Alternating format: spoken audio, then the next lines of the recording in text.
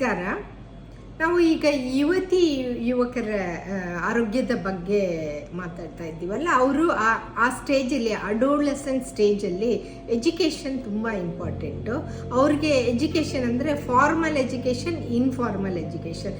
ನಾವು ಸ್ಕೂಲಲ್ಲಿ ಹಾಕ್ಬಿಟ್ವಿ, ಎಲ್ಲ ಸ್ಕೂಲಲ್ಲಿ ನೋಡ್ಕೋತಾರೆ, ಕಾಲೇಜಲ್ಲಿ ನೋಡ್ಕೋತಾರೆ ಅಂತ ನಾವು ಪೇರೆಂಟ್ಸ್ ಬಿಡಬಾರ್ದು. ಯಾಕಂದರೆ ನಾವು ಬೇರೆ ಥರದ ಎಜುಕೇಷನ್ಸ್ ನಾವು ಕೊಡ್ತಾ ಇರಬೇಕು. ಯಾಕಂದರೆ mental health, physical health, emotional health, spiritual health, ಈ ಥರ ತುಂಬ ಎಜುಕೇಷನ್ಸ್ ನಾವು ಕೊಡ್ತಾ ಇರ್ತೀವಿ. ಅವರು ತಂದೆ ತಾಯಿ ರೋಲ್ ಮಾಡೆಲ್ಸು, ಮತ್ತು ಅಕ್ಕಪಕ್ಕದಲ್ಲಿರೋರು, ಚಿಕ್ಕಮ್ಮ ಚಿಕ್ಕಪ್ಪ, ಅಕ್ಕ ತಂಗಿ, ಎಲ್ಲರ ಹತ್ರದಿಂದ ಕಲಿತಾರೆ ಅವರು.